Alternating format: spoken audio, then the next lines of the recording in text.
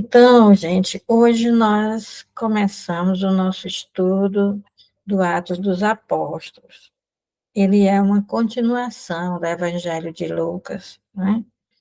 Então, assim, quanto à proposta, não é diferente daquilo que a gente já viu quando a gente começou o Evangelho de Lucas, né? Que Lucas tem essa questão de que houve um tempo da promessa, que é tudo que vem antes de Jesus. Aí o tempo de Jesus é da realização da promessa, e o tempo depois da ascensão de Jesus é o tempo do anúncio, né? Da igreja vai anunciar, então, vai anunciar que o reino já chegou com Jesus. Aquilo que foi prometido já se realizou, não é? E agora todos têm acesso a essa promessa de Deus, essa promessa é para todo mundo, não é só para os judeus, como se pensava antes, né? E então, eles vão evangelizar, contar isso para todo mundo, que houve uma promessa e que depois essa promessa se realizou, mas diferente do que se pensava, essa promessa é para todas as pessoas, né? Então, nós já vimos o Lucas escreveu no Evangelho a respeito da realização da promessa, ele vai mostrar isso, não é? Principalmente um Deus que se aproxima, um Deus que se torna próximo a partir de Jesus, um Deus que é samaritano, né? A partir de Jesus, Deus se mostra samaritano, cuidando de todos, um Deus que está a caminho, então tem aquela grande caminhada no meio do evangelho, depois tem o caminho dos discípulos de Emaús, e principalmente um Deus que vai procurar o que estava perdido, e faz isso através de Jesus, né? Então, essa é a coisa mais bonita. E agora, Deus vai continuar procurando o que estava perdido, mas a partir da igreja, ou seja, da comunidade dos discípulos de Jesus. Então, a evangelização do mundo, não é, que vai ser até os confins do mundo, é, na realidade, buscando aquele que estava perdido. Agora, isso que Jesus fazia é feito agora pela igreja. Então, o Atos dos Apóstolos é uma continuação do Evangelho de Lucas, tá? Então, para a gente entender essa continuação, a gente tem que ver os dois relatos da ascensão, que um está no final do Evangelho de Lucas e o outro está no início do Atos dos Apóstolos. Então, primeiro vamos ver a ascensão de acordo com o Evangelho, né, de Lucas. Nós temos aí o Lucas 24, 50 a 53, que realmente são as últimas palavras do Evangelho de Lucas. Então, a primeira coisa é, por que Jesus os leva para Betânia? No Evangelho, Jesus vai ser elevado aos céus lá em Betânia. E diz que eles o adoraram, eles se prostraram, né? Prostrar é esse gesto de adorar. Então, eles adoraram Jesus e voltaram a Jerusalém com grande alegria. Então, veja que aqui já começa, de certa forma, uma coisa diferente que os seguidores fazem. Antes, em nenhum lugar do Evangelho foi falado que os seguidores de Jesus se prostravam diante dele. Eles agora o adoram, então eles têm uma atitude diferente, não é, para com Jesus. E aí nós temos a menção a essas duas cidades, né? Betânia e Jerusalém. É dito que eles estavam continuamente no templo, louvando e bendizendo a Deus. Então, enquanto Jesus é levado ao céu, eles vão para o templo. Então, nós temos dois paralelos, a cidade de Betânia e de Jerusalém, o céu e o templo. Numa adoração, num culto, numa liturgia, nós nos aproximamos de Deus, não é? Dentro de um templo. Enquanto Jesus está mesmo no céu, a forma dos discípulos estarem próximos de Deus, Pai, é no templo. Então, agora vamos tentar entender isso aqui, dessa ascensão, não é? para finalizar o Evangelho de Lucas. São as últimas palavras do Evangelho de Lucas. Né? E depois nós vamos ver a ascensão no Atos dos Apóstolos. Então, eu coloquei aqui essa edícula, né, uma igrejinha, que tem lá, chama-se da Edícula da Ascensão, certo? Fica no Monte das Oliveiras. É muito importante esse formato dela aqui, depois a gente vai explicar melhor. Então, Betânia fica no Monte das Oliveiras, né? Então, Jesus escolheu o Monte das Oliveiras para eles ascender aos céus, né? O Evangelho de Lucas mostra isso, porque foi lá onde Jesus saiu vitorioso de sua última tentação. As tentações de Jesus são narradas no capítulo 4 do Evangelho de Lucas, né?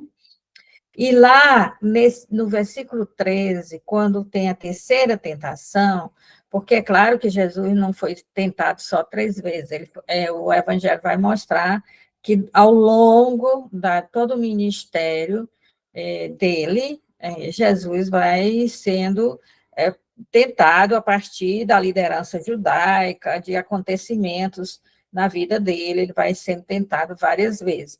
Mas essas 3 tentações aqui, elas são as tentações do ser humano, elas são o resumo das grandes tentações do ser humano, né? Que é o ser humano ter poder, né, ter tudo o que ele quiser, não é? Ter as riquezas do mundo, certo? É a tentação de, para conseguir esse poder e essa riqueza, acabar idolatrando, não servindo a Deus, não é? É a tentação de querer que Deus faça o que a gente quer e não o contrário, da gente seguir Deus. Então, fica sabendo que a tentação, não tentarás o Senhor teu Deus, não vai se jogar daqui de cima e dizer, Deus, você tem a obrigação de me segurar para eu não cair lá embaixo. Né? Então, é uma tentação de querer que Deus faça a nossa vontade, não a gente fazer a vontade de Deus, né? Então, essa tentação de colocar a nossa vida, nossas necessidades da nossa vida em primeiro lugar, né? E nem só de pão vive o homem, né? Então, nós temos valor e nós temos coisas mais importantes, nós temos a vontade de Deus para fazer, né? Cumprir a palavra que sai da boca de Deus e não colocar essas coisas da nossa vida em primeiro lugar, acima de Deus. Então, são as tentações do ser humano, que estão representadas nessas 3 tentações de Cristo. Né? De uma forma simbólica, juntaram tudo nessas 3 tentações. E, no final, só o Evangelho de Lucas diz que, no final das 3 tentações, o inimigo deixou Jesus para voltar em outra hora, né? Para voltar em outro momento. E é no momento decisivo. Né? E nesse momento aqui, que Jesus estava no Horto das Oliveiras, né? Nesse Monte das Oliveiras, que Jesus estava lá para decidir se ia fazer a vontade de Deus ou não, se ele iria fugir, se ele não ia deixar ficar preso, ser preso, ele não ia deixar que ninguém o matasse na cruz, nesse momento que foi muito difícil, que é o Marcos, o Evangelho de Marcos chama de Getsêmani, não é? Nesse momento é um momento de tentação. Inclusive, Jesus disse bem claro para os discípulos, né? Orem para que vocês não entrem em tentação, não é? Porque a tentação vem para Jesus e vem para os discípulos, né? Então, nesse monte aqui, foi que ele, no Monte das Oliveiras, né? E Betânia está nesse monte, né? Parte do monte está bem em frente ao templo de Jerusalém, né? Mas um pouquinho mais distante está Betânia. Então, aí é que Jesus se sai vitorioso e decide que realmente vai levar adiante esse projeto, né, de fazer a vontade de Deus, custe o que custar, tá bom? Então, é muito interessante que agora nós vamos para o final de Lucas, né? Então, nós vimos que ele escolhe Betânia para ascender aos céus, exatamente porque é ali, naquele lugar, né? Naquele monte que está tão perto de Jerusalém, ali ele foi vitorioso. E é muito interessante que diz que, no grego, diz anafero, né? Ele foi elevado. Né? É muito interessante, porque ele foi elevado. Não é que ele se elevou, ele foi elevado. E não significa sair flutuando, né? Subindo assim nas nuvens, não é ali, aqui no texto do Evangelho, nem sequer fala isso, isso assim, enquanto os abençoava, distanciou-se deles e era elevado aos céus, foi elevado aos céus, né? Então, quem faz isso, quem eleva Jesus aos céus, é Deus Pai, né? Esse verbo está na voz passiva, foi elevado. Então, é chamado de passivo teológico, quer dizer que é Deus que faz, né? Quando não diz quem é o sujeito, é Deus. Então, quer dizer que ele é exaltado, que agora ele está junto de Deus, ele está sentado à direita de Deus, está sentado à direita, quer dizer que ele reina junto com Deus Pai, né? Então, ele representa o ser humano exaltado, porque da mesma forma que ele nunca deixou de ser Deus quando ele veio, se encarnou, então também da mesma forma ele nunca deixou de ser humano, depois que ele foi aos céus, ele vai como um ser humano, né? Como alguém que é divino e é humano. Então, ele foi exaltado. Quer dizer que o ser humano está no mais alto nível, né? Está junto de Deus. O ser humano, em Jesus, né, está junto de Deus, reinando. Não é? Então, isso aqui é isso que quer dizer elevado. Não é principalmente uma flutuação, mas a mensagem é essa, é dessa exaltação de Jesus. Então, Lucas é o único evangelista que fala nessa ascensão, não é? Por isso que a gente não fala arrebatamento de Jesus, nem elevação de Jesus, a gente fala ascensão. Ascensão quer dizer essa exaltação dele. Então, os outros evangelhos não falam, porque os outros evangelhos já supõem que, a partir da ressurreição de Jesus, Jesus vai já está no mais alto grau da exaltação, ele é exaltado por Deus Pai, né? Então, essa narrativa da ascensão de Jesus nos evangelhos, no evangelho de Lucas, é para dizer que Jesus cumpriu a sua missão. Não é? Então, aqui finaliza a sua missão. Então, a missão dele era resgatar o ser humano. E quando ele leva a nossa humanidade para junto de Deus, ele realmente já resgatou toda a humanidade. Agora, depende de cada indivíduo se vai aceitar ou não vai aceitar, mas isso já foi feito, e foi feito por Deus, né? Então, não há mais essa separação, certo? Entre nós e Deus. O véu do templo já se rasgou, separação acabou. E nós estamos junto de Deus, porque a nossa humanidade está lá. Agora, vai depender de cada um aceitar isso ou não. Agora, a forma como essa ascensão é narrada, né, faz parte do imaginário da época. No imaginário da época, né, 2.000 anos atrás, a criação estava dividida em 3 andares. Então, vou mostrar bem aqui, vocês não precisam ler o que está escrito do lado, mas vocês vão ver aqui essa figura, que no imaginário da época, a criação era dividida em 3 andares, certo? Então, ela está aqui da seguinte forma, olha, Aqui nós temos uma coisa que chama de Sheol, né? Aqui tem o nome Sheol nesse vermelho. Esse Sheol, eles pensam que esse Sheol é o lugar onde estão os mortos. E estava todo mundo aí, né? Eles pensavam que a pessoa morria, ia para debaixo da terra, tinha umas cavernas embaixo da terra, e ficavam dormindo lá, né? Ficavam dormindo, dormindo para sempre. Então, esse lugar eles chamavam de Sheol. Inclusive, a palavra em latim, não é cemitério, ao pé da letra quer dizer dormitório, certo? Então, é um imaginário antigo, tinha o Sheol, que era o porão, era o submundo no sentido de que o mundo que está embaixo, né? Era o mundo dos mortos. Então, isso aqui era tudo água, né? Tudo é água, e nós temos, além dessa água, né, que está tudo embaixo, nós temos aquilo que sustenta a Terra. Então, a Terra era plana, né?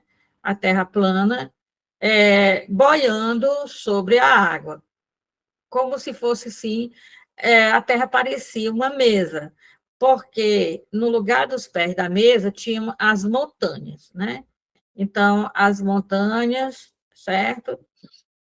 Que segurava a terra para a terra não afundar, e embaixo da terra, né, tinha essas cavernas mergulhadas na água, que era o tal do Sheol. E o Sheol também era sustentado por algumas montanhas submersas, que fazia como se fosse uma mesa, e essas montanhas seriam como os pés da mesa. Tá. Então, isso aqui é a parte do Sheol. Aqui nós temos a terra, onde as pessoas vivem, e na terra também tem essas montanhas, né? E para que servem essas montanhas que estão aqui? Para segurar o céu. Esse azul aí para não cair na nossa cabeça, tá? Então, aquelas altas montanhas, o pico dessas montanhas, quando a gente olha de baixo, parece que está entrando nas nuvens, né? Então, eles achavam que essas montanhas encostavam no céu, né? Então, aí, essas montanhas seriam as colunas do céu. E o céu, esse azul aí, é onde estavam penduradas, de alguma forma, as estrelas, não é? O Sol e a Lua. Então, nós temos três céus. Nós temos um céu perto da Terra, nós temos um céu que está próximo, né, daquilo que ele chama de firmamento, e, acima de tudo, o terceiro céu está Deus, porque Deus não pode estar aqui, porque essa figura que representa a criação, e Deus não mora na criação, só mora na criação as criaturas. Então, o que era um arrebatamento? Um arrebatamento seria a pessoa sair flutuando, né, como Enoque, e ir para o primeiro céu, ou então para o segundo céu, né? Mas ninguém ia para onde estava Deus, jamais as pessoas poderiam ir para onde estava Deus, porque onde está Deus, Deus tem que estar sozinho, porque se tiver alguém lá, né? Então, tem mais de um Deus. Então, os anjos, os arcanjos, ficam todos aqui nesse primeiro, segundo céu. Então, o primeiro céu começa um pouco acima da terra, né? Onde estão os poderes, as potestades, lá, lá, lá, lá. Aí tem um espaço, aí tem o segundo céu, que está mais perto seria hoje em dia onde os aviões voam, né?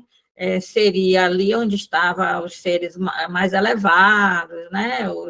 Os mais altos, e depois, né, disso só tinha Deus, que estaria sozinho. Então, é assim que eles pensam um arrebatamento, né?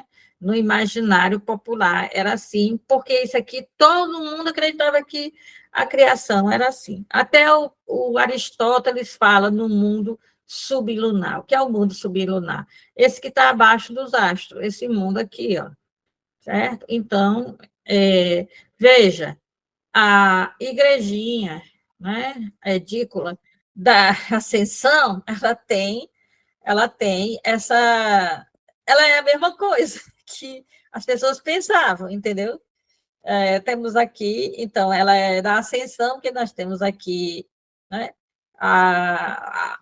o céu, praticamente, né, a terra, né, certo?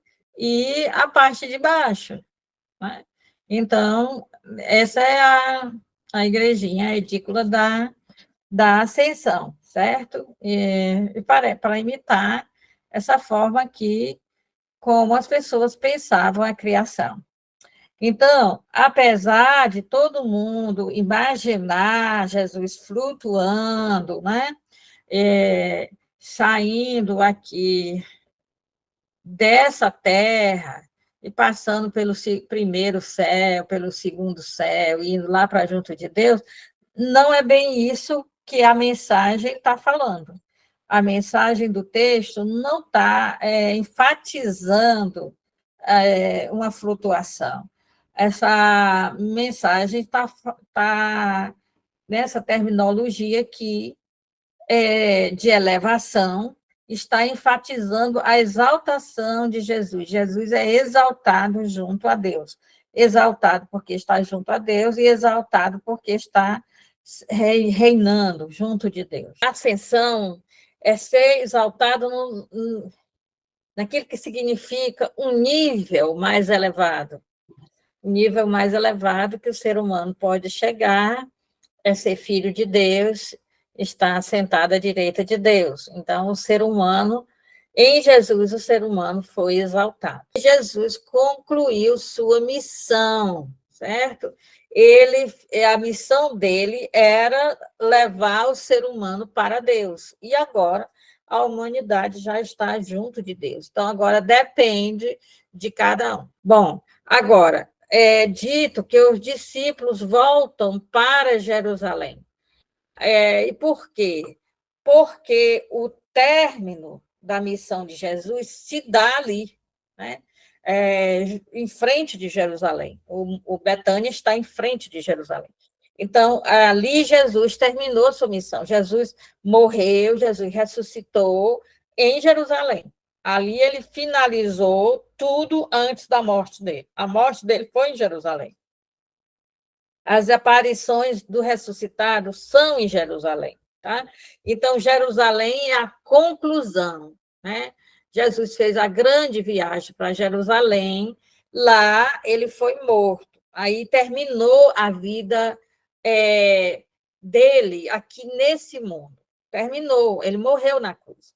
Quando ele ressuscitou, ele conduziu os discípulos de Emaús de volta a Jerusalém e ficou aparecendo em Jerusalém, porque em Jerusalém ele termina a missão dele, não é? E os discípulos, eles continuam no templo, porque eles continuam sendo judeus. Eles não têm nenhuma percepção de que eles estão no segmento de Jesus, que eles se tornaram outra coisa, né? Que eles têm outra identidade, eles não têm essa percepção, eles continuam lá em Jerusalém, Jesus disse para eles não saírem de Jerusalém, não é? E eles ficam lá e ficam indo no templo, fazendo as práticas judaicas, as mesmas práticas que faziam antes. Tá, então aqui terminou o Evangelho de Lucas. A ascensão é o ponto final da missão de Jesus, que é resgatar o ser humano, levar o ser humano para Deus. Eles voltam a Jerusalém, porque isso é importante firmar que eles têm que ficar em Jerusalém, certo? Nós vamos já entender por que eles têm que ficar em Jerusalém, por causa do outro relato de ascensão, que é o início do Atos dos Apóstolos, porque Lucas vai contar 2 vezes a ascensão. Ele vai fechar o evangelho com a ascensão, tá? E ele vai abrir o Atos dos Apóstolos com a ascensão, porque o que vem antes não é Atos dos Apóstolos, é só um prólogo, é Lucas falando com o leitor, não tá contando nada ainda. Jesus terminou a missão dele em Jerusalém, quando ele morreu, e inclusive todas as aparições do ressuscitado são em Jerusalém. Né? Ou então essa em Emaús, que ele remete para Jerusalém. Mas é para os discípulos ficarem em Jerusalém? Até receber o Espírito Santo. É para eles ficarem com as práticas judaicas dentro do templo? Não, mas eles não entenderam isso, tá? Então, eles ficam em Jerusalém esperando o Espírito Santo, mas eles ficam como judeus indo ao templo, certo? Rezando, tá? E fazendo as práticas judaicas. Bom, então agora nós vamos ver a ascensão dos Atos dos Apóstolos. E a ascensão começa com uma despedida de Jesus. Então, nós temos, o texto vai de 4 a 11, e os primeiros, a primeira tem duas cenas nesse relato da ascensão dos Atos dos Apóstolos, né? Então, essas duas cenas se dividem assim: do 4 a 8 é uma cena, e depois de 9 a 11 é a outra cena. Tá? Então, vamos para a primeira cena. Na primeira cena, nós temos a despedida de Jesus, né? A partir do versículo 4. Se vocês estão com a Bíblia aberta, aí vocês podem acompanhar, não é? Jesus fez uma refeição, né? A Eucaristia, a refeição com eles, ordenou-lhes que não saíssem de Jerusalém, não pode se afastar de Jerusalém, ó, não se ausentassem de Jerusalém, de forma alguma, para eles saírem de Jerusalém. Né?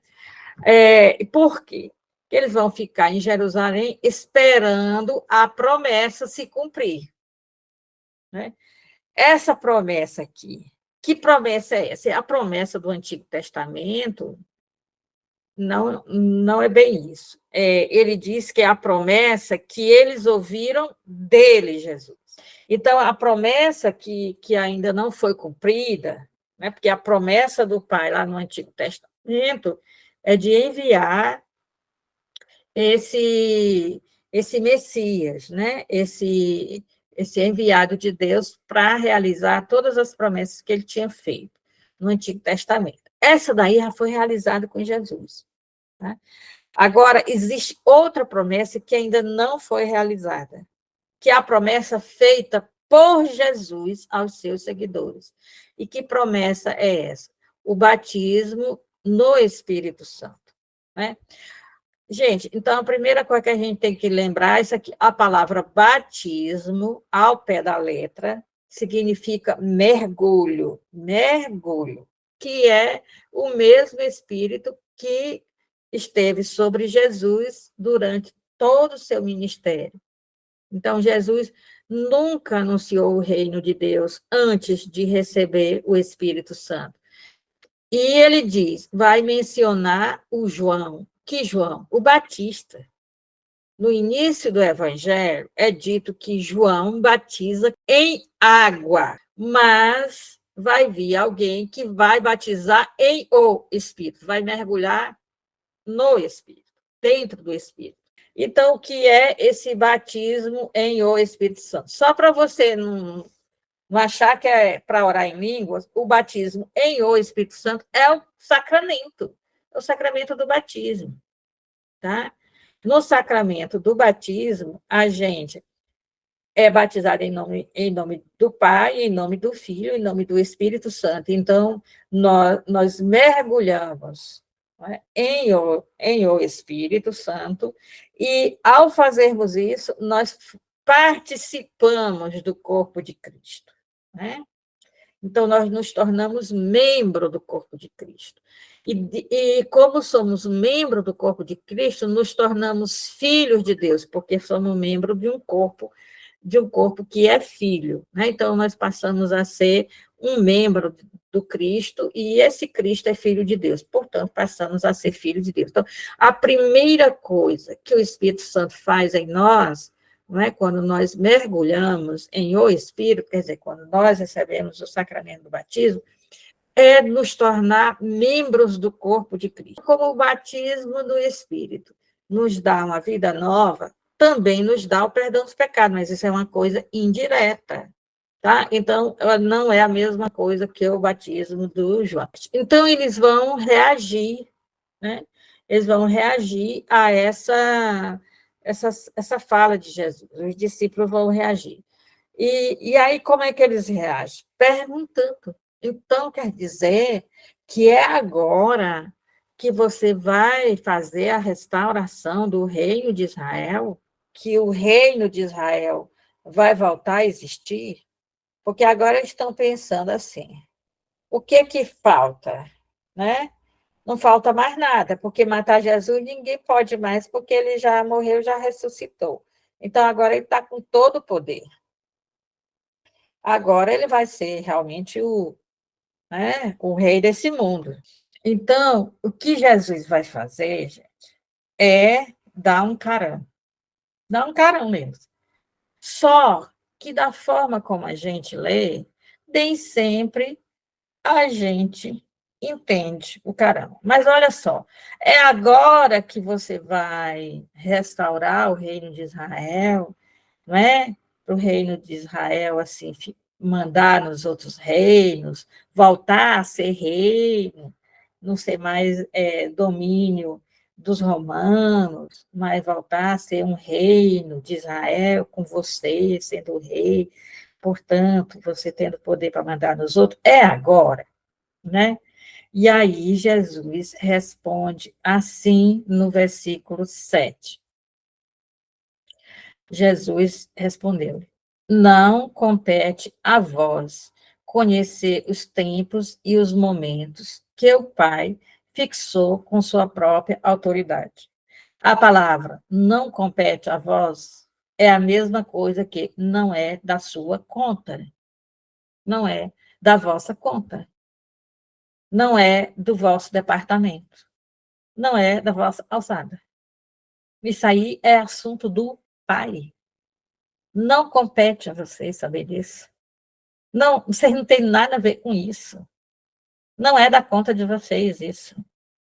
O que o pai decidiu, o que o pai reservou, não é da conta de vocês. Agora, o que compete a eles? Quer dizer, não é da conta nossa, de seguidores de Jesus, esse negócio de saber o fim dos tempos, de saber se Jesus vai voltar para Jerusalém, se vai reinar em Jerusalém, não é da nossa conta. Quando é que vai ser isso? Não é da nossa conta. Nada disso é da nossa conta. Então, o que é da nossa conta? O que é? O que é da nossa conta é testemunhar Jesus. Olha só.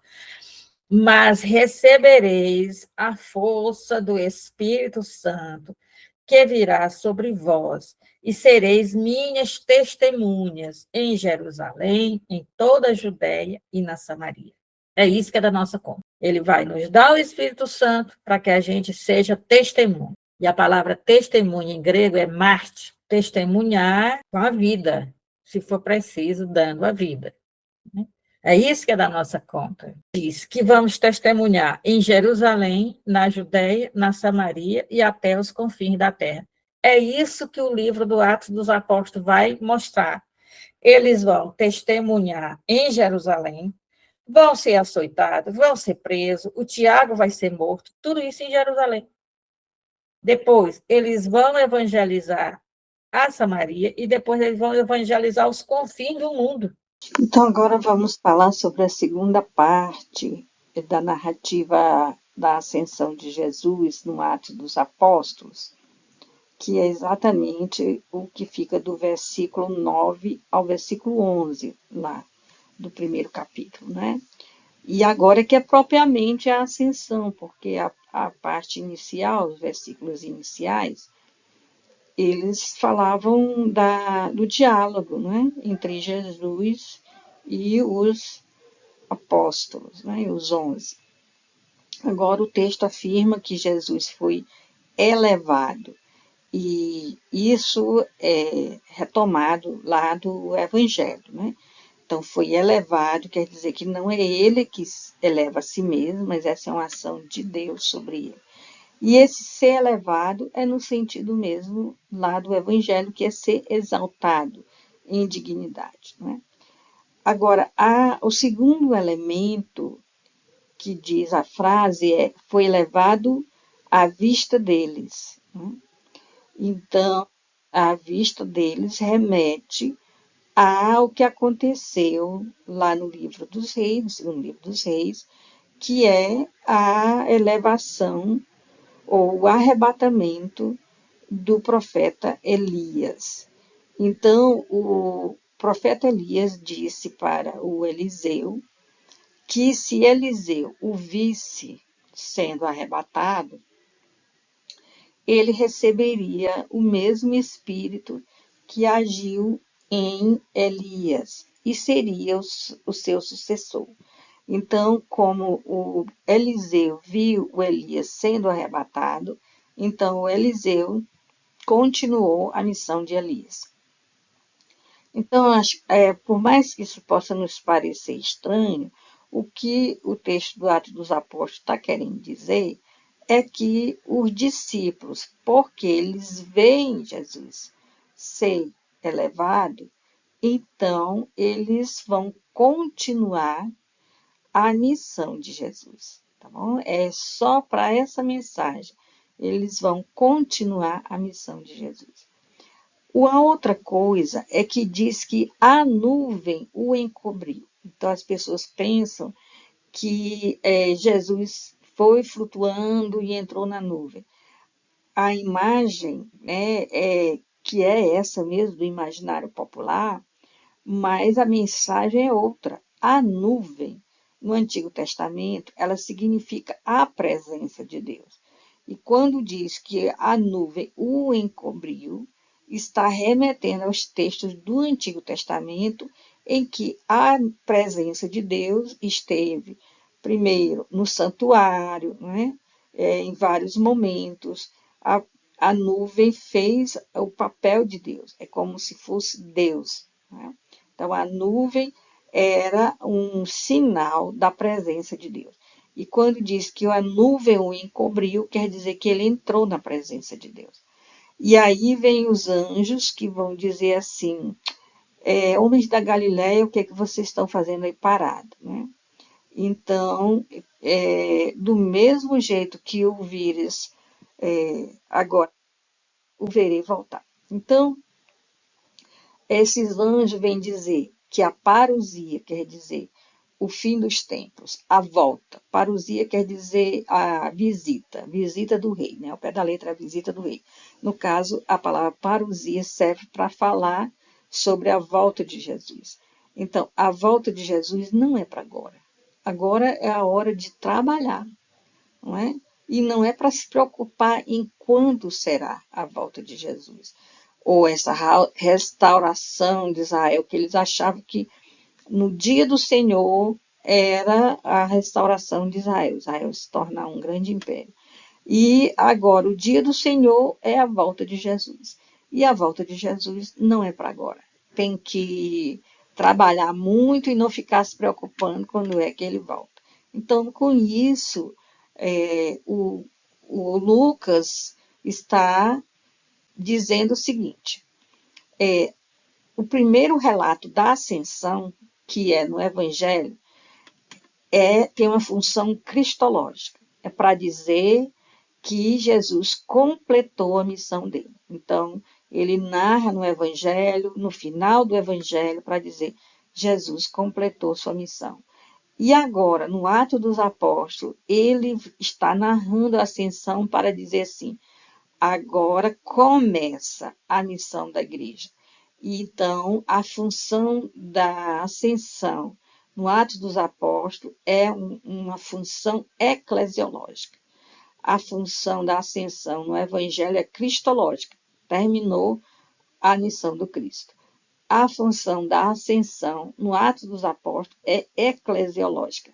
Começa, então, a missão da igreja, a missão dos seguidores de Jesus, que vai ser uma continuação da missão de Jesus, porque eles vão receber o mesmo Espírito que estava agindo em Jesus. E por que eles vão receber isso? Porque eles foram testemunhas oculares de tudo até da ascensão. Nós vamos ver o dia de Pentecostes. Pentecostes quer dizer 50º. ao pé da letra, tá? Então, é celebrado no 7º domingo para os cristãos, não é? E no judaísmo, tanto faz, não tem importância nenhuma qual é o dia da semana. Então, essa palavra é do idioma grego, Pentecostes, quer dizer 50º, né? Somente isso. É só essa palavra, 50º, mas supõe-se o 50º dia. Esses 50 dias são o ciclo pascal, tanto no judaísmo quanto no cristianismo. Assim como tem a Páscoa judaica, tem a Páscoa cristã, tem o Pentecoste judaico, tem o Pentecoste cristão. Então, em hebraico, ele é chamado de Shavuot. Shavua é semana. Por exemplo, quando a gente está no final de semana lá em Israel, a gente diz Shavua Tov. Que você tenha a próxima semana seja boa. Boa semana, né? Shavuot é plural de Shavua. Quer dizer semanas. São 7 semanas, não é? Então, no dia seguinte da Páscoa, eles começam a contar os dias. Então, eles contavam os feixes. Então, essa festa em Israel surgiu na época agrícola. Era uma festa agrícola, não é?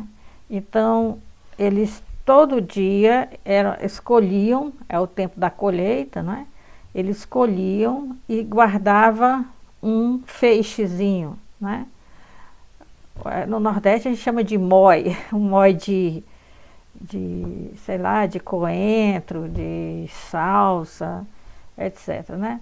Então, um pequeno feixe, que eles iam, todo dia eles tiravam aquele feixe de trigo, amarravam um pouquinho e colocavam lá. Então, todo dia eles tiravam o feixe.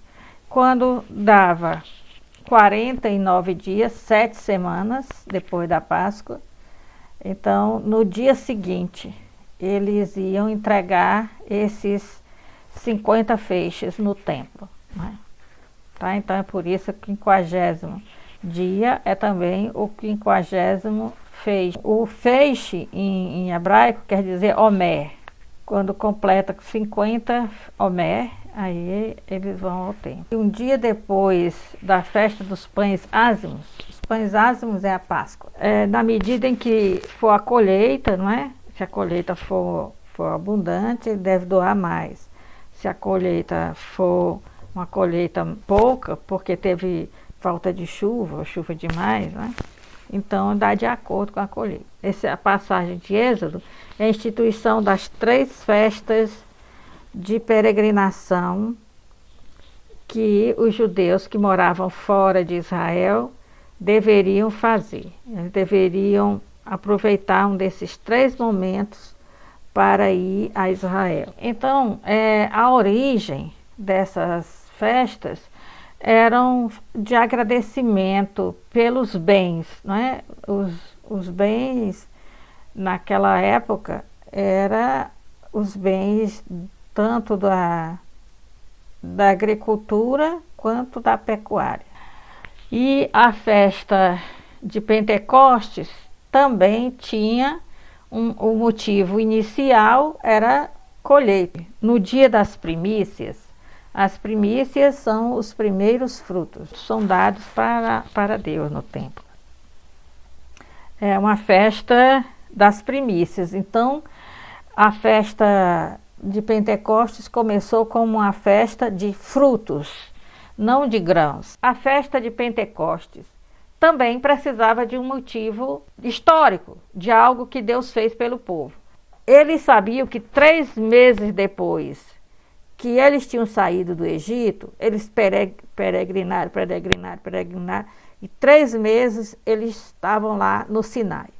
E lá no Sinai, Deus deu a lei, fez a aliança. No 3º mês do ano, eles chegaram no Sinai e receberam a Torá. Então, o Pentecostes vai agora ter um novo motivo, que é o motivo da lei, da aliança no Sinai. A festa da Páscoa recebeu como motivo histórico a saída do Egito, e a festa de Pentecostes recebeu como motivo histórico o dom da lei lá no Monte Sinai. A aliança, não é? E essa aliança no Sinai, os rabinos vão dizer que ela é uma renovação da aliança que Deus fez com Noé. Porque é interessante que a aliança feita com Noé, eles, claro, vão pegar os textos ao pé da letra, né? Que estão lá no século V escrevendo isso. Então, a aliança que Deus fez com Noé é uma aliança com todas as nações, né? Então, a aliança é universal. Para eles, embora Israel tenha sido escolhido por Deus para fazer uma aliança com Deus, essa aliança não é simplesmente porque Deus quer dar privilégio para Israel, mas é uma aliança a partir da qual Deus vai chegar até as nações. Então ele diz que não teria sentido Deus fazer aliança só com Israel, ser adorado só por Israel. Então, a aliança no Sinai é com Israel, mas em vista de Deus chegar através de Israel ao coração de todos os povos. Entende? Então, a festa de Pentecostes, ela tem um caráter universal. Mesmo hoje em dia, quando o judeu celebra a festa de Pentecostes, ele sempre reza por todos os povos, para que os povos sejam abençoados pelo Deus de Israel, para que todos os povos adorem o Deus de Israel. Deus fez aliança com Israel, mas é que através de Israel, Deus seja adorado por todos os povos. Então, em Atos 2, de 5 a 11, diz que no dia de Pentecostes, depois que o Espírito Santo veio sobre os apóstolos se encontraram lá fora, judeus de todas as nações. Judeus que nasceram e viviam nas diversas nações do mundo. Atos 2, 5. Estavam em Jerusalém judeus piedosos de todas as nações que há debaixo do céu. Ouvindo aquele ruído, acorreu muita gente e se admiravam de que cada um os ouvisse a falar em sua própria língua. Profundamente impressionados, manifestavam sua admiração, dizendo: não são porventura galileus esses que estão falando? Como então nós os ouvimos falar, cada um em nossa própria língua materna? Partos, medos, elamitas, habitantes da Mesopotâmia, da Judéia, da Capadócia, do Ponto, da Ásia, da Frígia, da Panfilha, do Egito, da Líbia, de Cirene, de Roma, árabes, parará, parará, parará. Judeus de todas essas nações que há debaixo do céu. O que estavam fazendo em Pentecostes naquela hora? A festa da Páscoa, a festa de Pentecostes e a festa das tendas são 3 datas que o judeu que mora fora de Israel é obrigado a ir para Jerusalém. São as festas de peregrinação. Então, já que Pentecostes é 50 dias depois da festa da Páscoa, quem foi celebrar a Páscoa em Jerusalém espera 50 dias para celebrar Pentecostes e depois voltar para casa. Afinal de contas, vai passar meses viajando. Então, não era todo ano que um judeu conseguia ir, mas ele tinha que, pelo menos uma vez na vida, celebrar a Páscoa, ou Pentecostes, ou a festa das tendas, em Jerusalém. Mas será que essa palavra que Atos diz é uma coisa que aconteceu tal e qual, ou é um símbolo? Será que tem gente mesmo de todas essas nações? Ou tem de algumas nações e Lucas colocou todas essas aí? Partos, medos, elamitas e habitantes da Judéia. Esses aqui, né? Eles são de onde? Eles vão ter os pontos cardeais. Esses partos, medos, elamitas, habitantes da Mesopotâmia e da Judéia são o norte. A Capadócia, o Ponto, a Ásia e a Frígia e a Panfilha são o oeste de Israel. Egito, sul.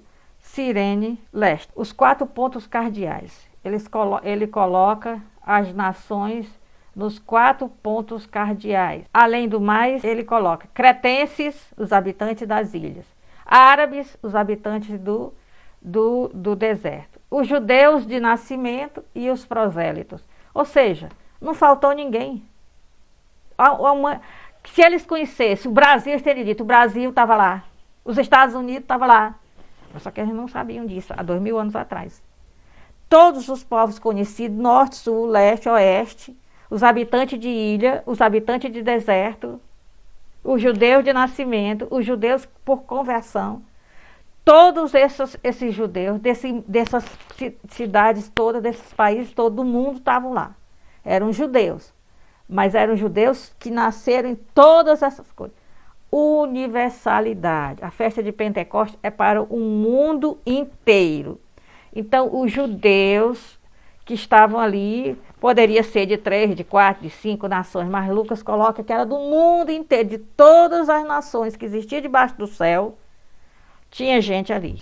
Ou seja, se realiza aquilo que foi dito lá a respeito da festa de Pentecostes, que era para todo mundo. O propósito, o objetivo é dizer que lá nesse Pentecostes cristão, nesse Pentecostes do Novo Testamento, se realizou aquilo que era o objetivo do Pentecostes do Antigo Testamento. Assim como na Páscoa de Jesus se realizou aquilo que era o objetivo da Páscoa do Antigo Testamento. A Páscoa do Antigo Testamento não era para dar só a libertação do Egito, porque essa libertação material não é a verdadeira libertação.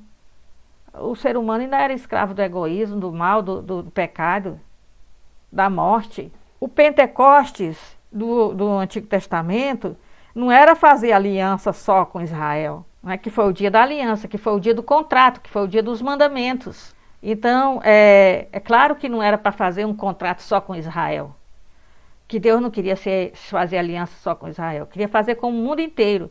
Israel ficava constrangido de dizer, Deus fez aliança conosco, mas foi em vista dos outros povos, porque ele quis fazer com os outros povos. Lá na hora que o Pentecostes cristão aconteceu, os povos estavam lá para ser feita aliança com eles, né? Eram judeus, mas eram judeus que moravam nessas nações e representaram essas nações ali. Então, é dito que teve várias coisas que aconteceram, né, em Atos 2:2. De repente veio do céu um ruído, como um vento forte que encheu toda a casa onde se encontravam. Tal. Então, vai falar dos fenômenos que aconteceram. Esses fenômenos são os mesmos que aconteceram lá no Sinai, na narrativa de Êxodo. A narrativa de Êxodo diz que tem o trovão no Antigo Testamento é sempre a voz de Deus. É Deus falando, tá? O trovão é a voz de Deus. Vocês vão ver aquele salmo que aparece na liturgia da missa. A voz de Deus sobre as águas é o trovão. A voz de Deus reboando é o trovão. A voz de Deus que quebra os cedros é o trovão junto com o raio que cai na árvore, né? Então, a voz de Deus é o trovão. Então, teve a voz, né, os trovões lá no Êxodo, e relâmpagos, e tremor de terra e fogo, né? Tá? Então, esses mesmos fenômenos vão estar lá na hora do Pentecostes cristão. Isso aqui foi o dia em que Moisés recebeu os mandamentos, no dia da aliança no Sinai, né, que eles celebram no dia de Pentecostes. E no Pentecostes de Atos dos Apóstolos vai ter a língua de fogo, o fogo tremor, tá, o vento forte, né, o ruído, tudo isso vai ter. Tá?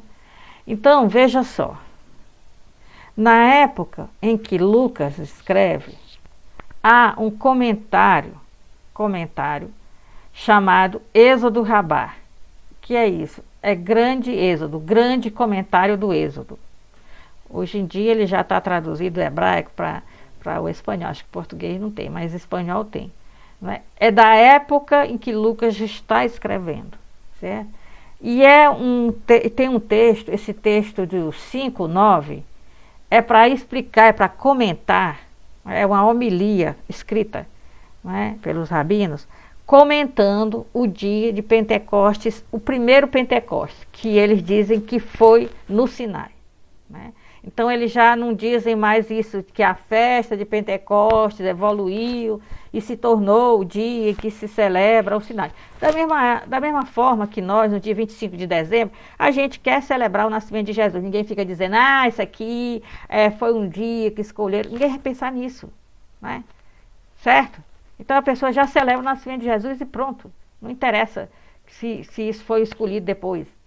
Então aqui também eles não vão ficar dizendo, não interessa que se Pentecostes foi escolhido depois para celebrar o dia do Sinai.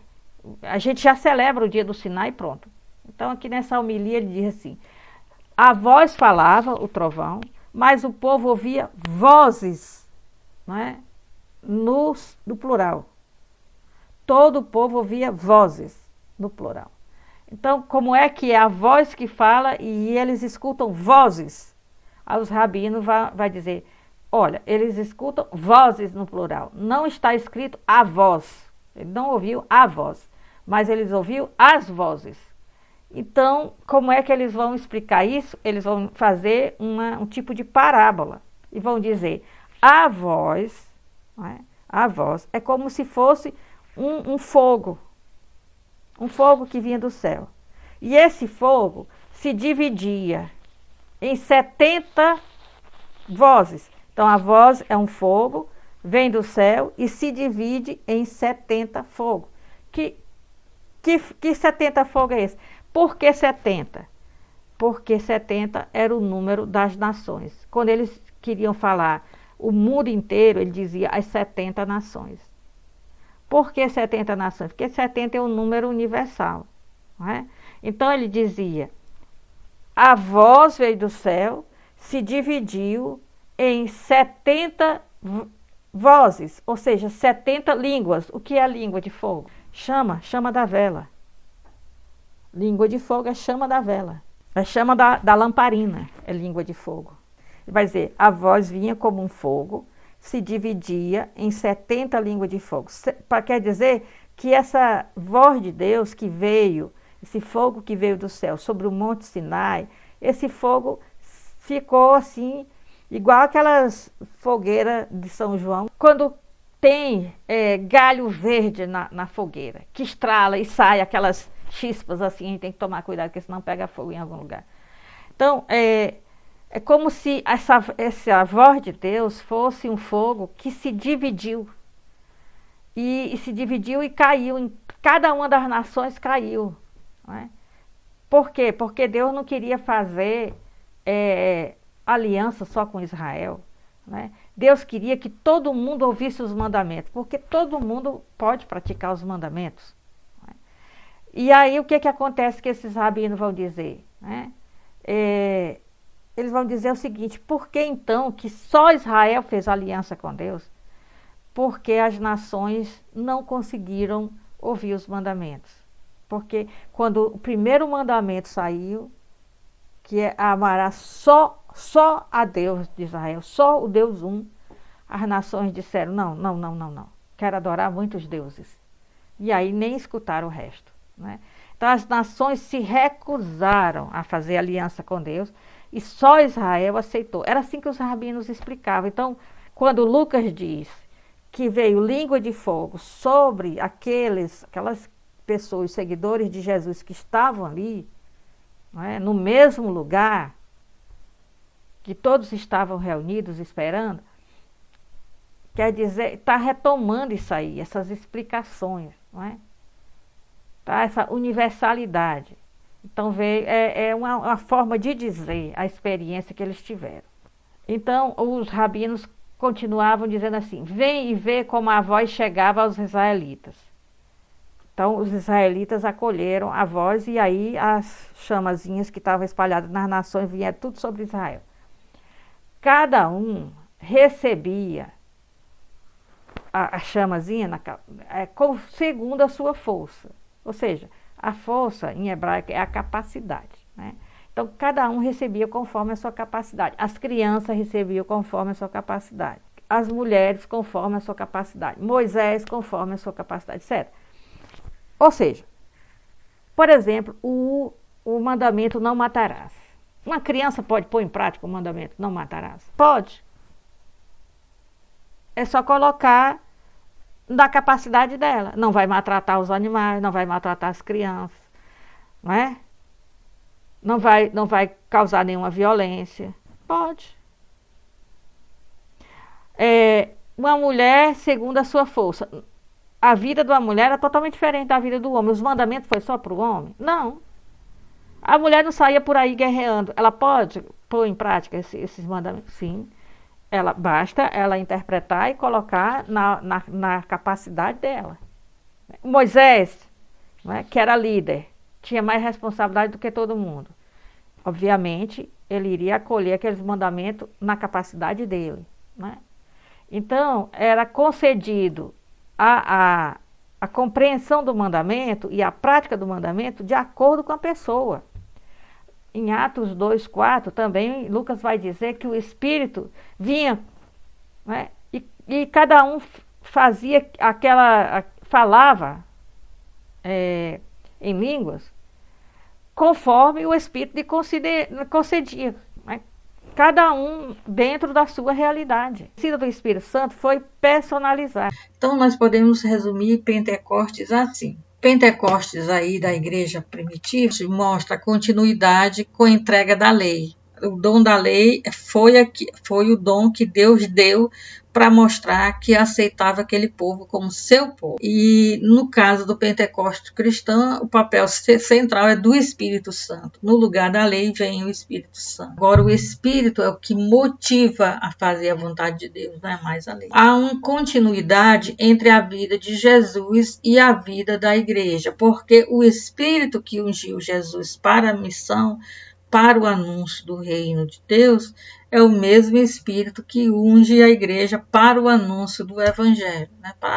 Para anunciar Jesus Cristo. O Pentecostes faz primeiro uma comunhão eclesial, nós nos tornamos parte do corpo místico de Cristo, que é a igreja. Nós estamos em comunhão uns com os outros. Então, a primeira coisa que o Espírito faz é nos deixar em comunhão uns com os outros e em comunhão com a Santíssima Trindade. E a segunda coisa, que é igual com a primeira, é que o Espírito nos unge para a missão. Da mesma forma que o Espírito ungiu Jesus para a missão, para falar do reino, o Espírito nos unge para a missão. Imediatamente, na hora que vem o Espírito Santo, ele já nos unge para a missão. Então, quem vai deixar mais claro o que é realmente o Pentecostes é o discurso de Pedro. O discurso de Pedro vai retomar, não é, a citação do profeta Joel, no capítulo 2, não é? No capítulo 2, versículo de 28 a 32, misturado com o Salmo 16. Né? É a partir desses textos bíblicos que o Pedro vai explicar. Ele diz assim, olha, sabe o que aconteceu aqui? Aconteceu que já foi profetizado. Lá no profeta Joel, Deus diz que eu derramarei o meu espírito sobre toda a carne, né? Toda a existência humana, né? O servo vai profetizar, a serva, não vai se dizer assim, olha, aquele ali tem o Espírito Santo. Não, todos vão receber. Nos últimos dias, nos tempos finais, né? Para Lucas, vocês lembram, nós estamos nos tempos finais, porque o primeiro tempo é da promessa, o segundo tempo, que é o tempo do meio, é da realização da promessa, que é o tempo de Jesus Cristo, não é? Da vida terrestre de Jesus. E agora nós estamos na última parte do tempo, que é o tempo da igreja. Então, nós estamos nos últimos dias, e o profeta Joel diz que nos últimos dias Deus ia enviar o seu Espírito Santo sobre toda a carne, né? Então, aquilo que era uma coisa rara, que só quem tinha o Espírito Santo eram os profetas, agora é para todo mundo, né? Todo mundo agora é profeta. O texto de Pentecostes geralmente é usado para se falar dos dons das línguas. Até as igrejas que são assim, igrejas evangélicas que são assim, vivem os carismas, né, são renovadas pelos carismas do Espírito Santo, elas se chamam igrejas pentecostais, né? Então, uma igreja evangélica, ela é pentecostal se ela usa os carismas, né, o dom de línguas, principalmente, né? E agora já tem umas que se chamam de neopentecostais, né? Porque o dom de línguas, ele se chama glossolalia. E ele é um dom que a pessoa fala com Deus. Ela fala com Deus. Paulo diz que o Espírito Santo fala com palavras incompreensíveis, inefáveis. Não dá para se explicar. Não é? Então, assim como uma criança fala com a mãe sem saber, e a mãe fala com a criança e ela só entende a emoção, ela não entende, né, intelectualmente o que a mãe está dizendo, e ela responde também com gemidos, com grunhidinhos, com essas coisas. Então, é assim o dom de línguas, fala com Deus, é oração em línguas.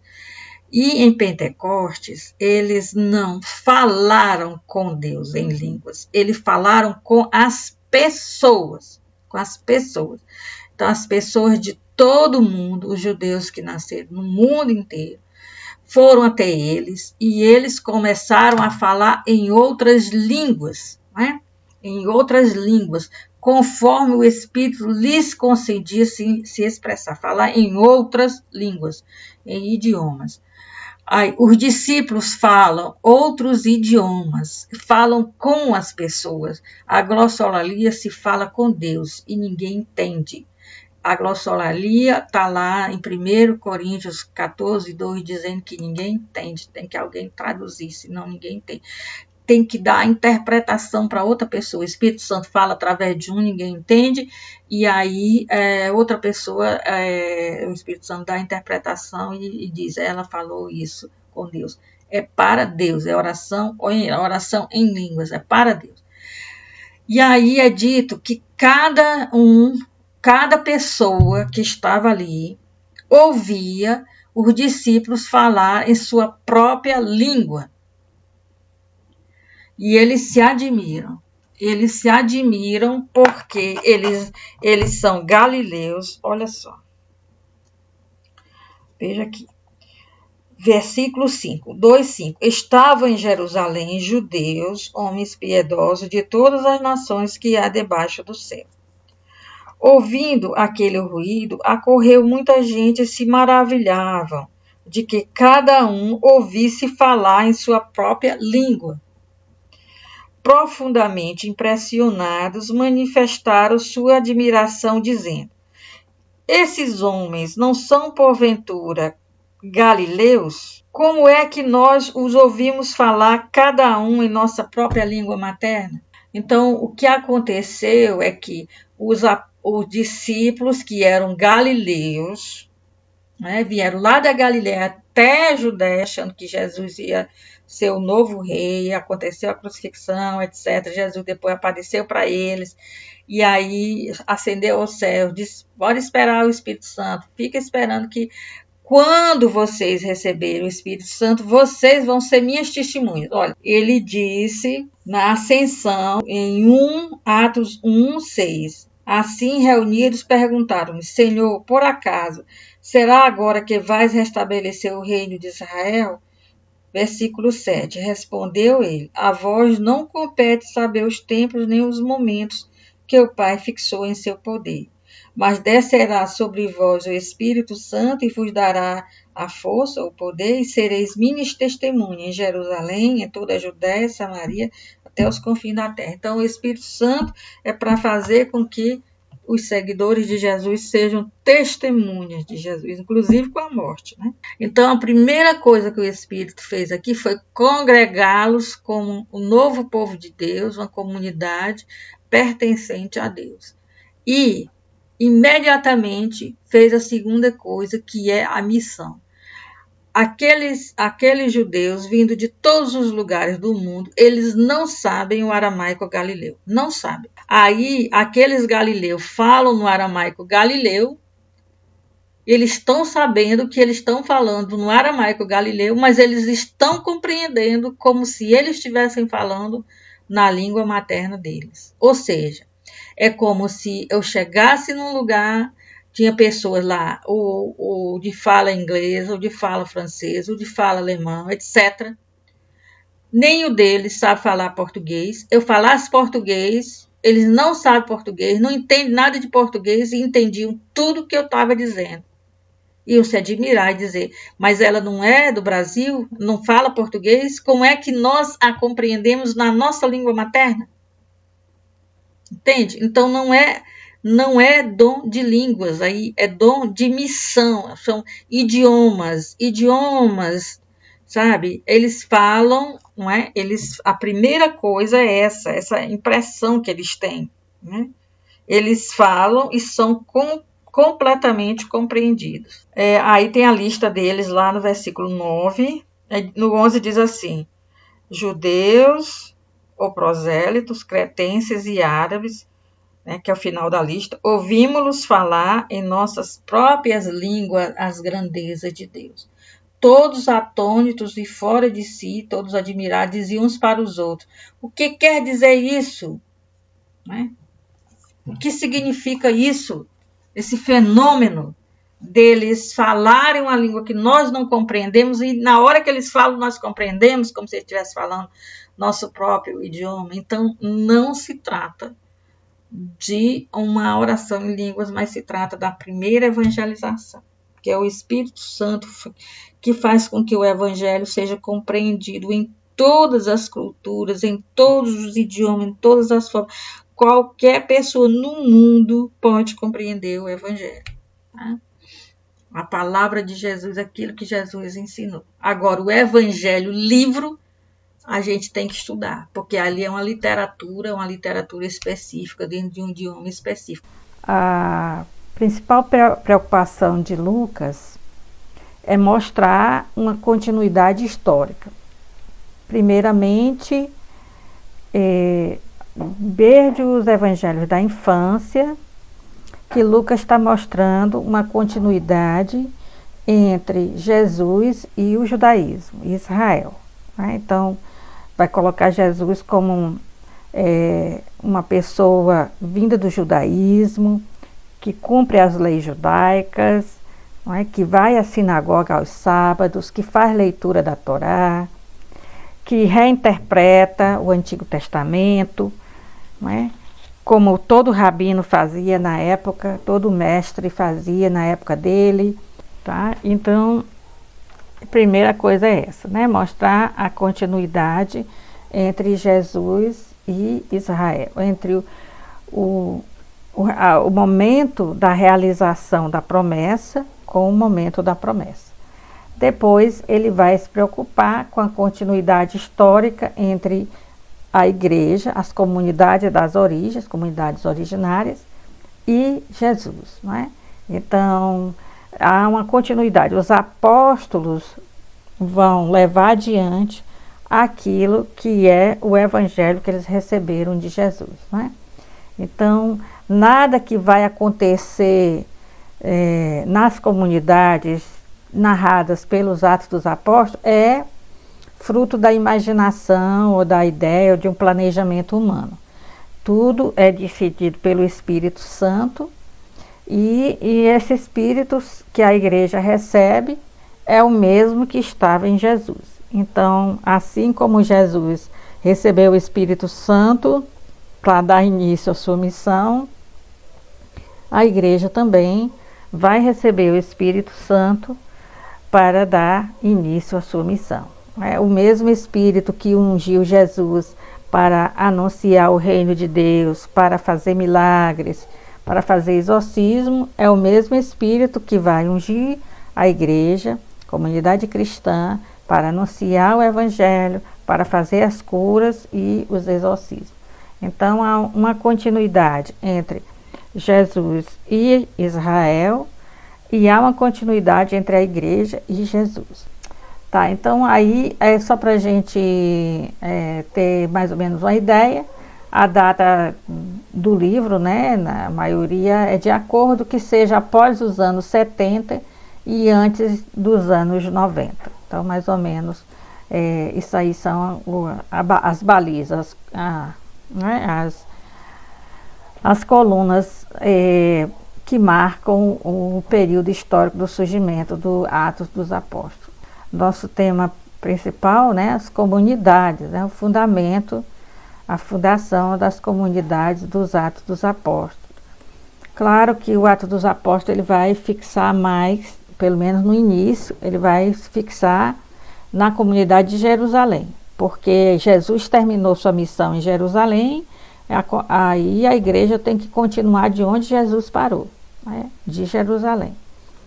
E da mesma forma que o Antigo Testamento terminava em Jerusalém, Jesus começou também em Jerusalém, não é?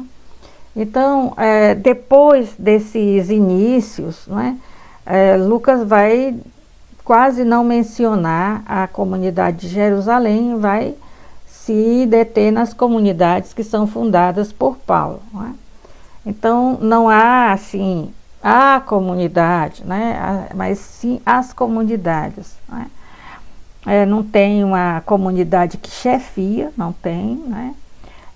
As comunidades vão surgindo e os apóstolos vão verificando se elas realmente vivem aquela mensagem de Jesus. E aí, se vive a mensagem de Jesus, o demais fica espontâneo, fica de acordo com a cultura, com o modo de se organizar. Isso aí é decidido pela própria comunidade, né? Então, são comunidades plurais. O cristianismo não nasceu unificado, todo mundo fazendo a mesma coisa, né? Fazendo tudo do mesmo jeito.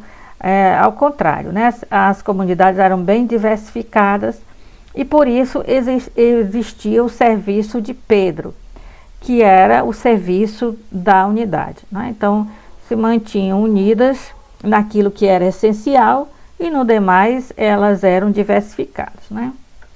Então tinha as colunas que mantinham essas comunidades unidas. Então, por exemplo, a ação do Espírito Santo em todas elas, não é? Então todas essas comunidades elas só iniciam quando recebem o Espírito Santo. Então, todas elas, elas são fundadas a partir da evangelização, né? Então, a comunidade de Jerusalém, uma semente dela existiu na época de Jesus carnal, né? Jesus como o ser humano terrestre vivendo entre nós. Mas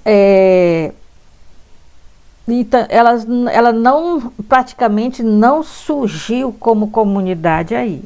Primeiro, porque não tinha recebido o Espírito Santo. Segundo, porque aquilo que elas pensavam de Cristo era uma coisa muito diferente daquilo que Cristo era, né? Então, romperam com Cristo na cruz. Não seguiram Cristo até a cruz.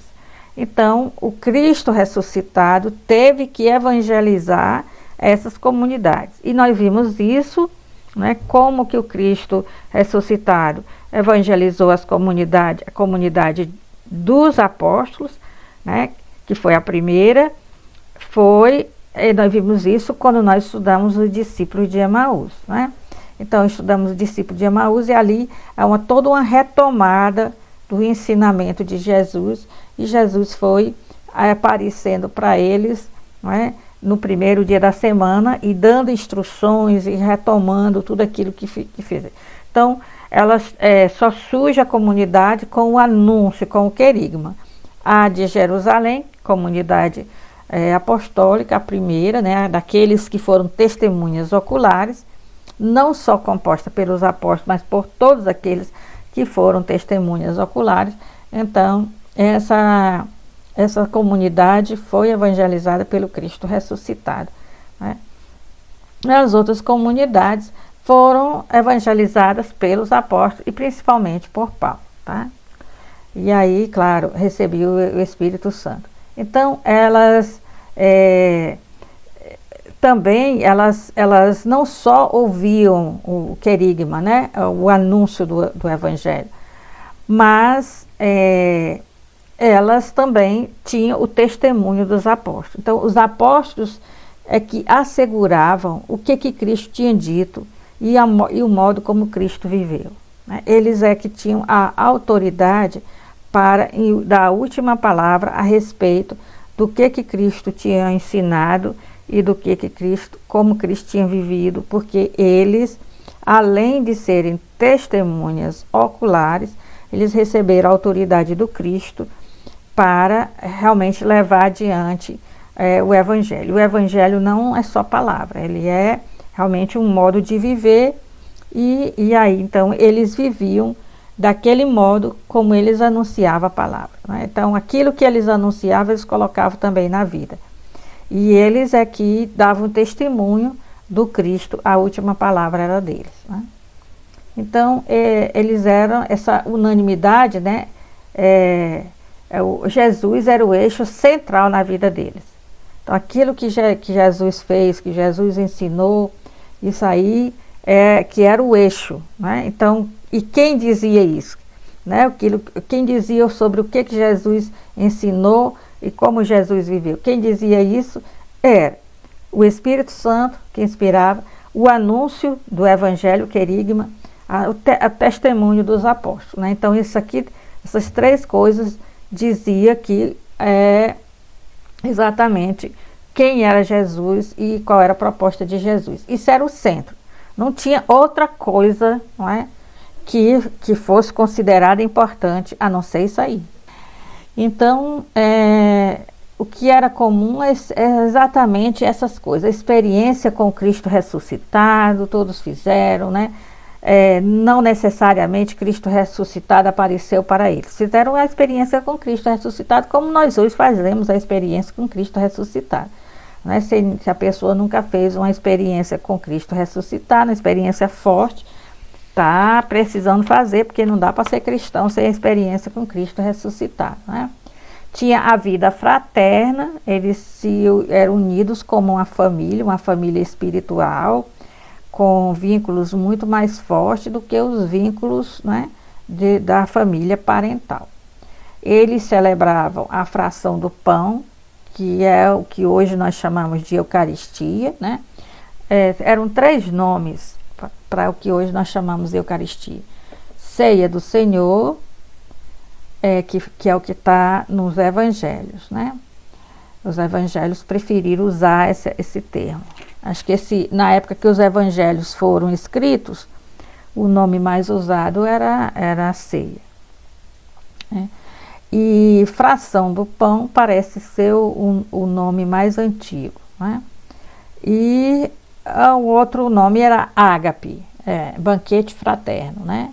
A oração, então aqui nós estamos vendo que eles tinham em comum, porque são de vários tipos, mas tinham essas coisas em comum, né? A oração, tanto pessoal quanto comunitária, a fidelidade ao ensinamento dos apóstolos, esse partir o pão pelas casas, quer dizer que a Eucaristia era celebrada em família, por dois motivos. Primeiro, porque não havia templos. Segundo, porque a última ceia de Jesus foi uma ceia hebraica, e a ceia judaica pascal, uma ceia de Páscoa, né?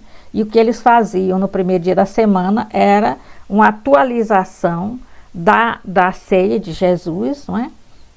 Da última ceia de Jesus. Então eles atualizavam a última ceia de Jesus. E então, como era uma ceia pascal, tinha que ser na família, porque a ceia pascal ela é celebrada na família, não é? Então a família que celebra, ninguém vai, no templo era só para imolar o cordeiro da Páscoa, e tudo era preparado na família, né? Então, geralmente, no tempo do Antigo Testamento, as famílias eram grandes, existia a poligamia, um homem tinha muitas mulheres, então dava para celebrar a ceia com uma família só. Sendo uma ceia pascal hebraica, né? Então, tinha que ser com família. Então, obviamente, Jesus não pôde celebrar, né, só homens, porque na ceia pascal tem o ritual feito pela mulher e tem o ritual feito também pelas crianças. Eles se uniam como família espiritual, já não precisava mais do cordeiro, porque o cordeiro pascal é Jesus, não precisa do cordeiro, então usavam, né, o pão, o vinho, o peixe e o vinho, o alimento cotidiano, né, que era convertido em corpo e sangue de Jesus. Eles se edificavam mutuamente, então todos estavam empenhados em ajudar todo mundo a ser melhor, então tinha a correção fraterna, né? As pessoas contavam os pecados umas às outras, como Jesus tinha dito, né? Confessai os vossos pecados uns aos outros, e todos eram enviados em missão. Então isso aqui é o que tem em comum, né? Então temos dois elementos impactantes na narrativa de Atos sobre a comunidade, que não havia necessitado entre eles, não é? E não tinham templo, e a igreja era doméstica, né? Partia o pão pelas casas. Então, sem necessitados, né? Porque eles partilhavam tudo, eles tinham tudo em comum. E isso aí já era um propósito do Antigo Testamento. Por exemplo, Êxodo, né, 16, 18 diz que não para partilhar, e Deuteronômio diz que não haja pobres em teu meio, no meio de Israel, não é para haver pobre. Então, e a igreja doméstica, como que se organizava? No sábado à noite, né, no sábado à noite, o dia, né, na contagem do tempo no Oriente, começa com a primeira estrela. Então ali começa o dia. Então mais ou menos 5h30, 6 horas, depende do mês do ano, né? Depende da estação. Então, quando anoitecia, quando surgia a primeira estrela, começava o dia. Então, no que hoje nós chamamos, né, sábado à noite, na realidade já era o primeiro dia da semana, tá? Então é ali que eles se reuniam, não é? No primeiro dia da semana, nos primeiros momentos do primeiro dia da semana, que ainda não se chamava domingo.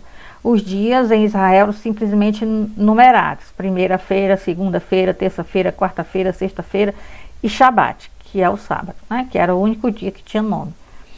Bom, então eles sábado à noite se reuniam, porque sábado à noite era o primeiro dia da semana e eles celebravam a ressurreição de Jesus.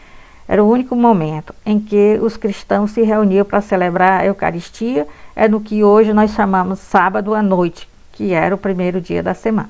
A outra coisa, o destaque era a liderança das mulheres. Por exemplo, Lídia, a igreja doméstica, se reunia na casa dela. Não é dito que ela tenha marido, né? Pode ser viúva ou não ter casado. Então, a igreja se reúne lá, e a igreja, na casa onde ela se reunia, era a casa da pessoa que liderava. Então, aqui nós temos um afresco, aqui tem a palavra ágape, né?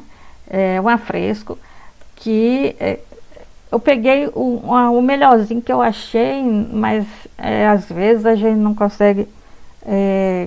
que essas fotos, às vezes ficam difíceis. Então é a celebração do ágape, que é um dos nomes da Eucaristia na época, não é?